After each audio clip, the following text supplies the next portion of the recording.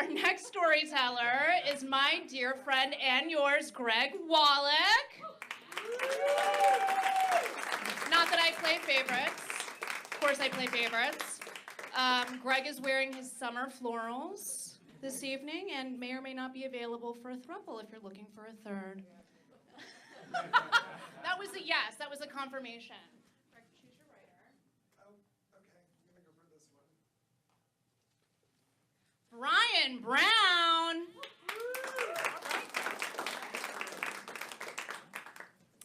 Hey there, how's everybody doing? Good, I'm Greg Walloch.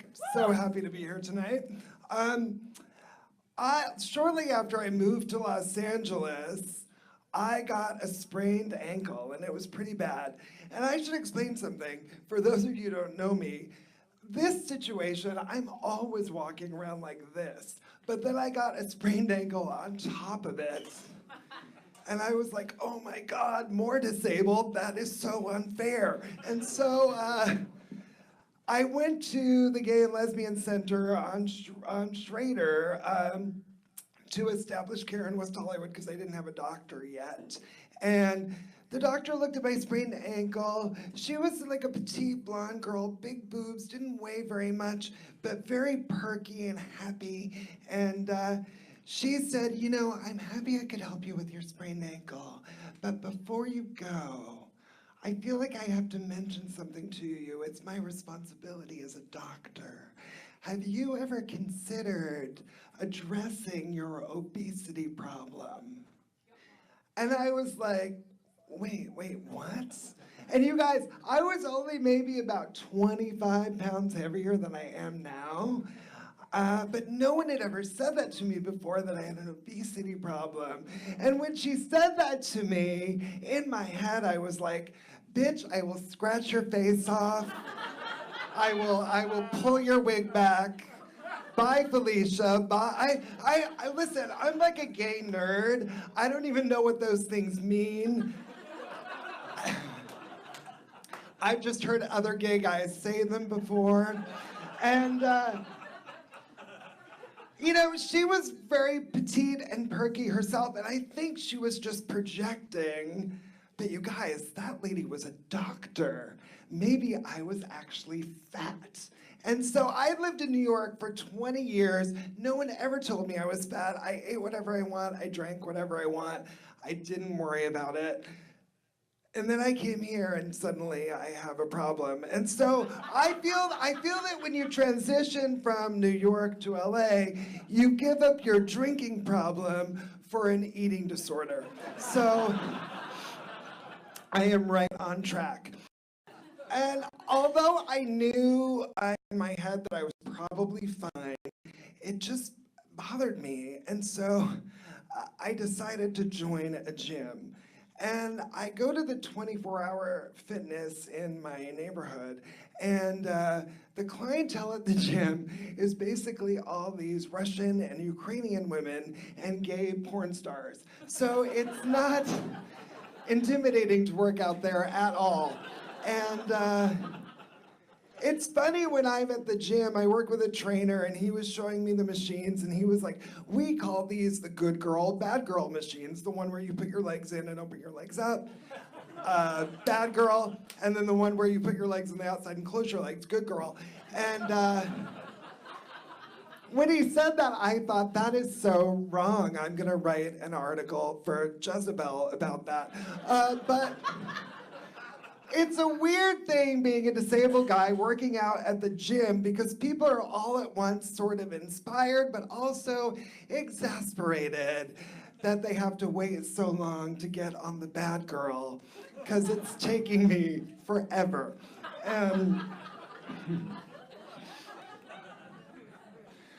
But then I noticed one day after working out, I go down to the reception, and there's this guy kind of lingering around. And he walks up to me and he goes, hey, I saw you working out up there, and I thought it was really cool. And my name's Louis, and I was wondering if maybe you and I could go get a protein drink or something. And I had just moved to LA, you guys. I didn't even know how it worked, but I thought maybe this is what people do in Los Angeles. They work out, and then they go get a protein drink. So I was like, sure, Louis, I'll meet you outside. And he was really cute, and I was pretty sure that he was flirting with me. And we're sitting there, and we're having a really great conversation. And he says, listen, well, he was ordering our drinks, which was really funny. And he goes, listen, are you used to a lot of protein? And I go, yeah, I think I'm used to I can take a reasonable amount of protein, I told him. And so he goes, well, listen, I usually get the PB&J triple protein blast, but because I'm experienced, I can handle triple protein.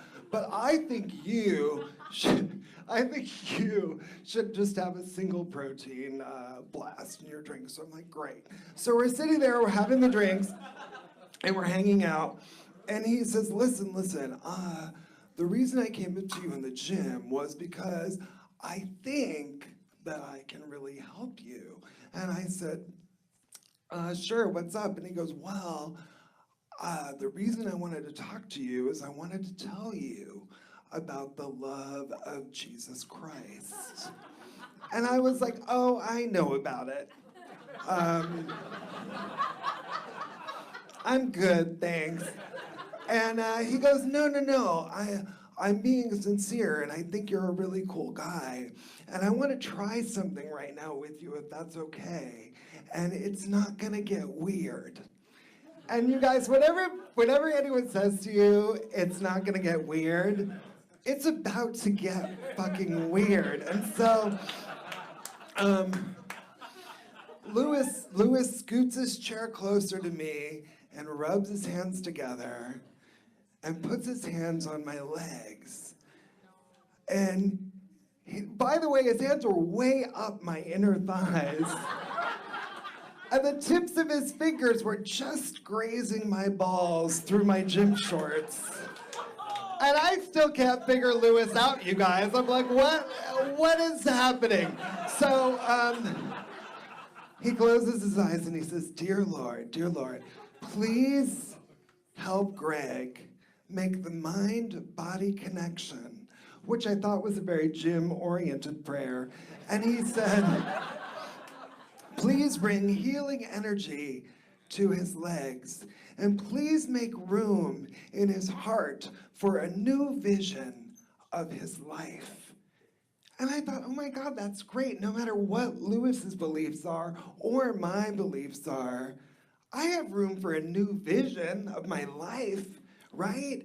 And so right then, Louis starts trembling and shaking as if some energy is moving through him. And I'm sitting there thinking, he seems to be enjoying this and getting a lot more out of this than I am. But I'm trying to keep an open mind. And then he takes a deep breath and opens his eyes. And he goes, hey, if in a couple of days it works, that'll be amazing. And if not, we've just made friends. And I thought, well, that's cool. And I'm sitting there and I'm looking at him, and I really mean this sincerely. I go, well, Louis, you know, you prayed for me. Is there anything I could pray for you?